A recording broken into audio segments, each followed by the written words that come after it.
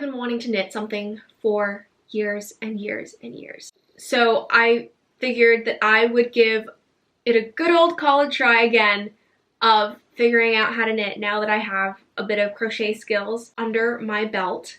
And I guess the 4th or 5th time's a charm.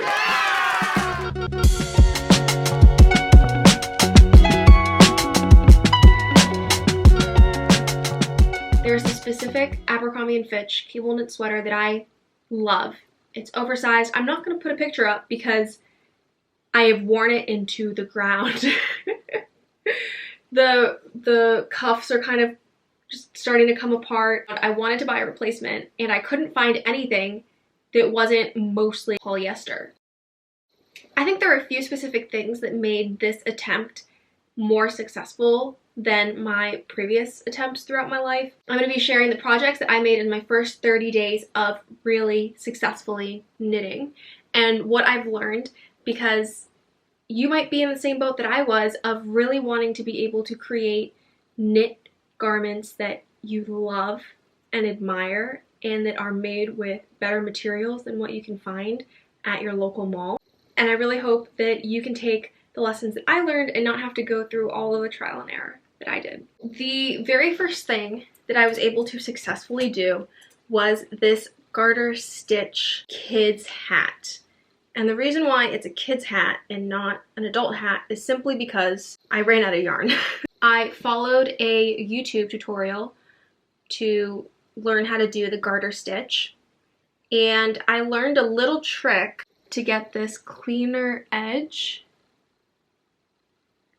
right here.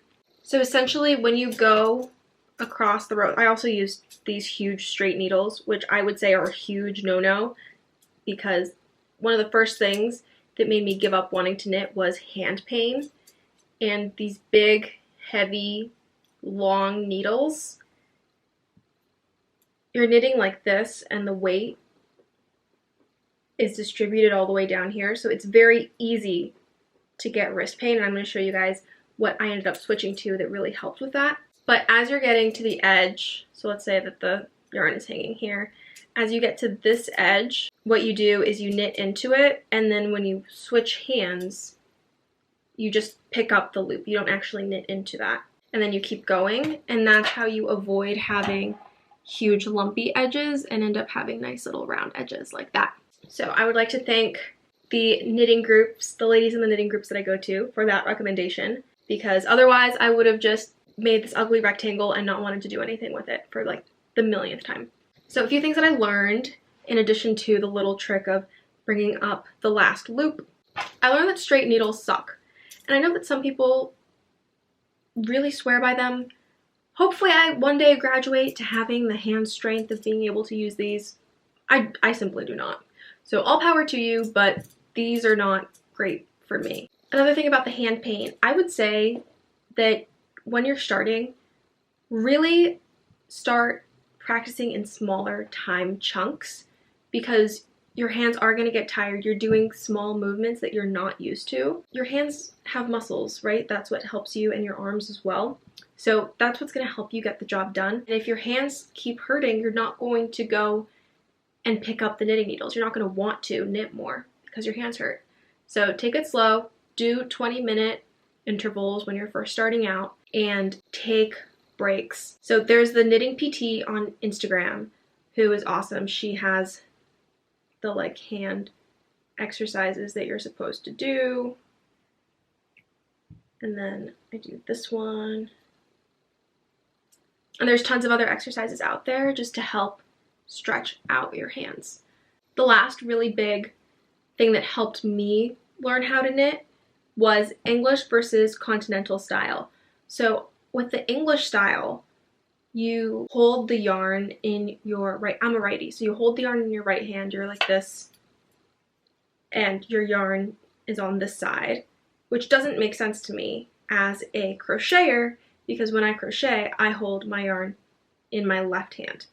And so it's much easier for me to use the same kind of muscle memory if I'm using my left hand to hold the yarn. Learning that continental style knitting is a thing, which you can look up on YouTube, There are tons of tutorials out there that are really great.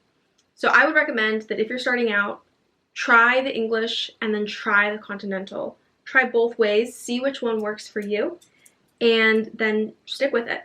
And if you're a crocheter, I definitely a million times recommend that you at least give continental knitting a shot. The next project that I did after the kids beanie, I guess, is a scarf. So if you recognize the red, it's because it's the scrap yarn from my red sweater that I vlogged actually the process of making, and that was a crochet red sweater. I used, it's called the Simple Thing. I'm looking over there because I have it pulled up on my computer, and you wear it like this.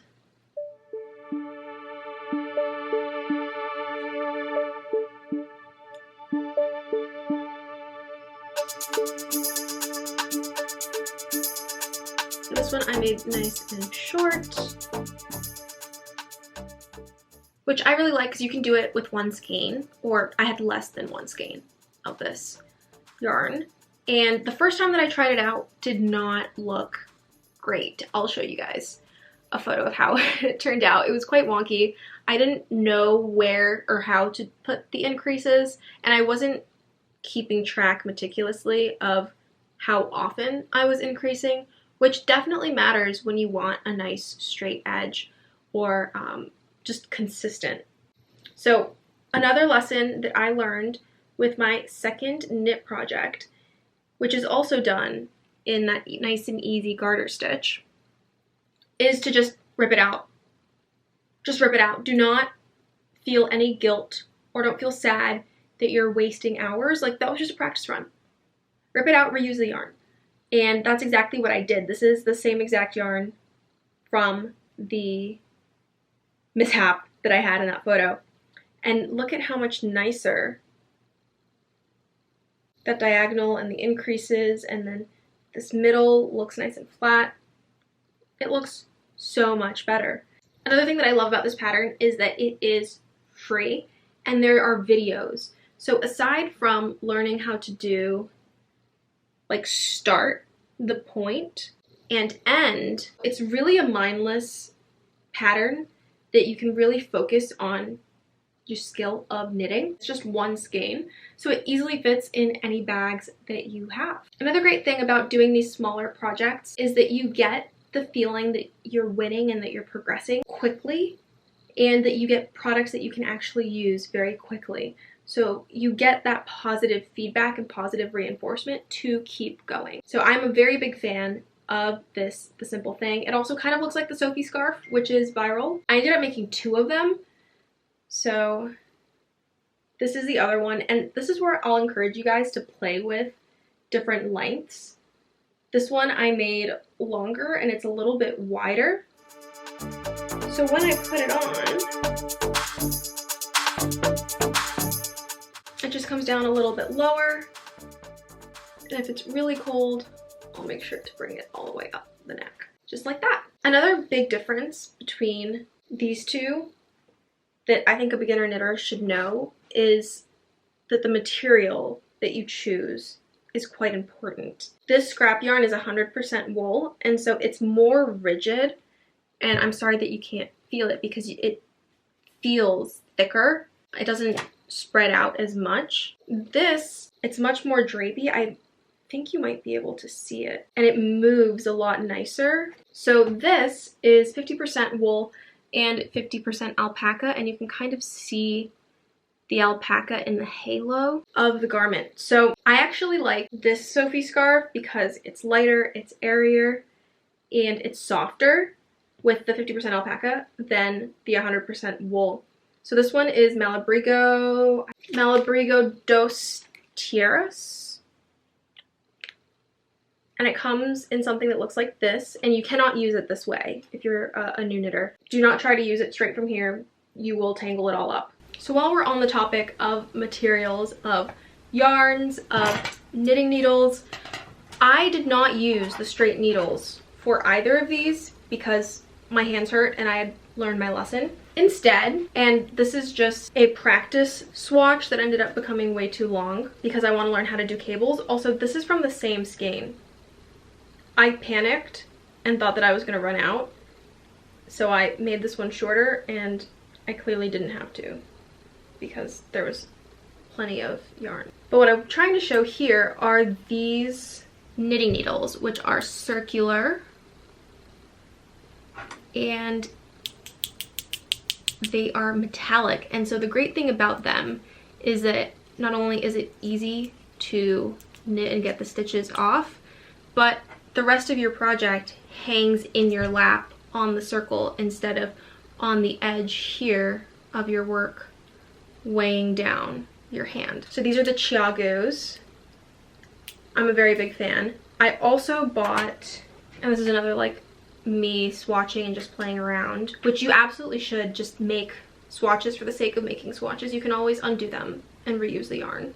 This is a little swatch practicing doing the stockinette stitch. But the materials that I want to show you is that these are bamboo circular needles, which have the stitches stick a little better than the metal, but then also if you're the kind of knitter who is pushing with your finger,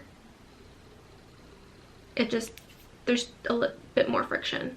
So if you want to start and you don't really know what to get, I would recommend that you go to a local yarn store, not a Michael's. Joann's is closed. So just not a Michael's, not a Walmart. You go to an actual small business, local yarn shop, because the folks who are there actually knit themselves, or they might crochet themselves. And so they are going to be able to give you the best advice of what to buy so that you can get started. So my personal opinion is that using real wool or real fibers, that is going to be the most rewarding sensory wise when you're making something. I think that's part of the enjoyable experience.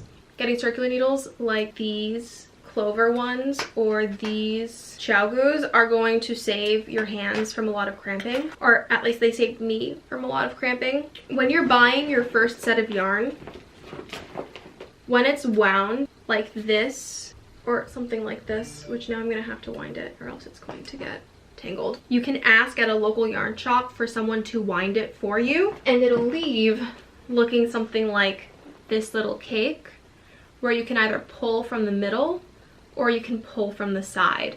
And so this is not usable, but this is.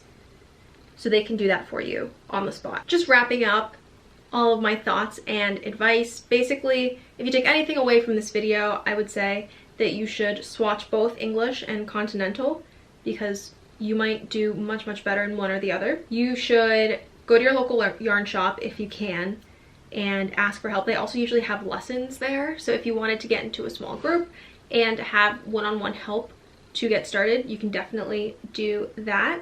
I would then say to swatch abundantly. Don't feel like you need to jump into your first project too quickly. Just practice doing the garter stitch back and forth. Just practice doing the stockinette stitch back and forth. Get a feel and a rhythm for it. Make the mistakes on your swatch so that you don't get frustrated when you're in your project. But once you have a little bit of practice, don't get stuck practicing. Feel free to jump into your first garment or your first item, because you can just take it apart if it doesn't look good. There's really no commitment here. You really want to get that positive feedback of, I made something that I like, that looks good, soon and often when you're starting out. If you guys have any recommendations for me in terms of patterns, tools, tips, especially beginner patterns, I really want to get to the point where, oh, I think I showed you that I've been practicing the cables on this huge swatch. So if you have any pattern recommendations for cabled scarves, cabled hats, or even a very, very simple knit sweater, I would absolutely love to get started on my knitting journey of more detailed, bigger projects. So thank you so much for watching. If you are an experienced knitter and you have any advice for me or anyone who may be watching who is a beginner or an aspiring knitter, please leave them in the comments. If you are an aspiring knitter and you have questions, ask them in the comments and I will do my best to answer them. Thank you guys so much for watching my video, and I hope to see you guys in the next one.